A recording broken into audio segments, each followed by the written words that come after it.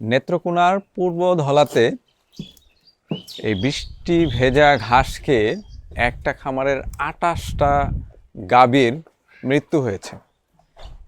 বিষয়টা খুবই ভয়াবহ এবং মর্মান্তিক। চলেন আমরা জেনে নিই আসলে বৃষ্টির পরবর্তী ঘাসে কি ঘটে। আসসালামু আলাইকুম এভরিওয়ান, ওয়েলকাম টু মাই শখের খামার। আপনাদের সাথে আছি আমি চাষি মানিক। খামারি ভাই বোনেরা যারা গরু ছাগল ভেড়া লালন পালন করেন তাদের জন্য এই বর্ষাকালটা কিন্তু হঠাৎ করেই ভয়াবহ বিপর্যয়ের কারণ হয়ে যেতে পারে। বর্ষার সময় যেটা হয় যে হঠাৎ দীর্ঘদিন খরার পরে ঝুম বৃষ্টি হয়। বৃষ্টির পরবর্তী সময়ে দেখা গেল চারপাশে কচি ঘাস লক লক করে বেড়ে ওঠে। আর আমরা ছাগল ভেড়ার খামারিরা, গরুর খামারিরা সেই ঘাসগুলো কেটে এনে গরু ছাগলকে মনের আনন্দে খাওয়াই। তো নর্মালি এসব ঘাস খাওয়াইলে খুব একটা সমস্যা হয় না, কিন্তু হঠাৎ করেই যে কোনো সময় নাইট্রেট বিষক্রিয়া হতে পারে। তো কোনো খামারে কিংবা ব্যক্তি পর্যায়ে লালন পালন করা গরু ছাগলের মধ্যে যদি এই নাইট্রোজেন বিষক্রিয়াটা শুরু হয় তাহলে মুহূর্তের মধ্যেই কিন্তু প্রাণীগুলো মারা যায়। তো এছাড়াও বর্ষাকালে কলিজা কৃমির প্রকোপটা অত্যাধিক হয়, আরও টুকটাক কিছু সমস্যা হয়। তো সেই সব বিষয় নিয়ে আজকের ভিডিওটা, আশা করি ভিডিওটা না টেনে শেষ পর্যন্ত দেখবেন। সম্প্রতি একটা নিউজ কিন্তু আমরা অনেকেই দেখেছি। নেত্রকোনার পূর্ব ধলাতে এই বৃষ্টি ভেজা ঘাস খেয়ে একটা খামারের ২৮টা গাভীর মৃত্যু হয়েছে। বিষয়টা খুবই ভয়াবহ এবং মর্মান্তিক। চলেন আমরা জেনে নিই আসলে বৃষ্টির পরবর্তী ঘাসে কি ঘটে। এই সময় যখন বৃষ্টির আগে প্রচণ্ড রকমের বজ্রপাত হয় তখন বাতাসে কিন্তু প্রচুর নাইট্রোজেন ফর্ম করে। তো এই নাইট্রোজেনটাই যখন বৃষ্টিপাত শুরু হয়, বৃষ্টির পানির মাধ্যমে ধুয়ে নিচে পড়ে, ঘাসগুলোতে পড়ে। আর আমরা সবাই জানি যে ঘাসের বেড়ে ওঠার জন্য নাইট্রোজেনের কিন্তু অত্যন্ত গুরুত্বপূর্ণ একটা ভূমিকা রয়েছে। কিন্তু বিপত্তিটা তখনই বাধে যখন ঘাসগুলো এই হঠাৎ করে বিপুল পরিমাণের নাইট্রেট পেয়ে সেটা তাড়াতাড়ি শোষণ না করতে পারে। বৃষ্টির পানির মাধ্যমে যে নাইট্রেটটা মাটিতে পড়ে সেই নাইট্রেটটা ঘাসগুলোর শোষণ করতে এবং সেটাকে মেটাবোলাইজড করে প্রোটিনে রূপান্তর করতে মোটামুটি ৫-৬ দিনের মতো সময় লেগে যায় ঘাসগুলোর। তো এই সময়ে এই নাইট্রোজেনটা কিন্তু ঘাসের শিকড়ে এবং কাণ্ডে সংরক্ষিত থাকে। তো এই ধরনের ঘাসগুলোই যখন আমরা আমাদের গরু ছাগলগুলোকে অধিক মাত্রায় খাওয়াই তখন হঠাৎ করেই নাইট্রোজেনের আধিক্যের কারণে বিষক্রিয়ার তৈরি হয়, যেটা তাৎক্ষণিকভাবে গরু ছাগলের মৃত্যুর কারণ হয়ে দাঁড়ায়। গরুর ক্ষেত্রে এই নাইট্রোজেনের বিষক্রিয়ার হারটা কিন্তু ছাগলের তুলনায় একটু বেশি হয়। গরুর তুলনায় ছাগলের পাকস্থলীর একটু ভিন্নতা থাকার কারণে ছাগল কিন্তু এই নাইট্রেট বিষক্রিয়ায় অনেকটাই কম আক্রান্ত হয়, কিন্তু তারপরেও হঠাৎ করে যে কোনো সময় যে কোনো দুর্ঘটনা ঘটতে পারে। নাইট্রেট বিষক্রিয়ায় গরু ছাগল মারা না গেলেও কিছু ক্ষেত্রে দেখা যায় যে এই দীর্ঘমেয়াদী এটার প্রভাবে গর্ভবতী ছাগল বা গরুর গর্ভপাত ঘটে, অর্থাৎ পেটের বাচ্চাটা নষ্ট হয়ে যায়। নাইট্রেট বিষক্রিয়া ছাড়াও কিন্তু এই বর্ষাকালে ছাগল ভেড়ার জন্য আরেকটা গুরুত্বপূর্ণ সমস্যা হয়, সেটা হচ্ছে কলিজা কৃমি। তো কলিজা কৃমির সংক্রমণটা এই বর্ষায় অত্যাধিক হারে বেড়ে যায়। এটার কারণ হচ্ছে গিয়ে বর্ষাকালে বৃষ্টিপাত হয়, ঘাসের জমিগুলোতে মোটামুটিভাবে পানি জমে। তো জলাবদ্ধ জায়গায় যেটা হয় যে এক ধরনের শামুক থাকে, যেই শামুকগুলো এই ঘাসের গোড়ায় কিংবা পাতায় ডিম পাড়ে। ডিম পাড়ার পরে এই শামুকের লার্ভাটা ওখানে কিন্তু অনেক দিন পর্যন্ত থেকে যায়। তো সেই ঘাসটা আমাদের ছাগল ভেড়াগুলো যখন খায় তখন ছাগল ভেড়াগুলো কলিজা কৃমিতে আক্রান্ত হয়। তো কলিজা কৃমির কমন কিছু সিমটম আছে। খাবার টাবার সব কিছু স্বাভাবিক থাকার পরেও ছাগলগুলো ভেড়াগুলো অত্যাধিক শুকায়া যাবে। এছাড়া কিছু ক্ষেত্রে দেখা যায় যে বটল জ হয়ে যায়, অর্থাৎ এই যে থুতনির নিচে এইখানে পানি জমে যায়।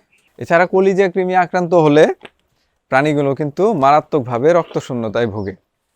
পাগলা থাম থাম থাম। এছাড়া ভেজা কাদাযুক্ত ঘাসগুলো খেলে প্রাণীগুলোর রক্ত আমাশয় হওয়ার সম্ভাবনা থাকে। এছাড়া ডায়রিয়া হয় এবং কিছু কিছু ক্ষেত্রে দেখা যায় নিউমোনিয়ার প্রকোপ বেড়ে যায় এবং হঠাৎ করেই প্রাণীগুলো বিশেষ কোনো কারণ বা লক্ষণ ছাড়াই মারা যেতে পারে। এবার আসি কোনো খামারে বা কারো প্রাণীতে যদি নাইট্রেট বিষক্রিয়া হয়ে যায় তখন লক্ষণগুলো কি থাকবে। লক্ষণগুলো হচ্ছে গিয়ে পশুটা দেখবেন যে এরকম স্বাভাবিক খাবার খাইতেছে, হঠাৎ করেই ওর হচ্ছে শ্বাসকষ্ট দেখা দিবে, খাবার খাওয়া বন্ধ করে দিবে।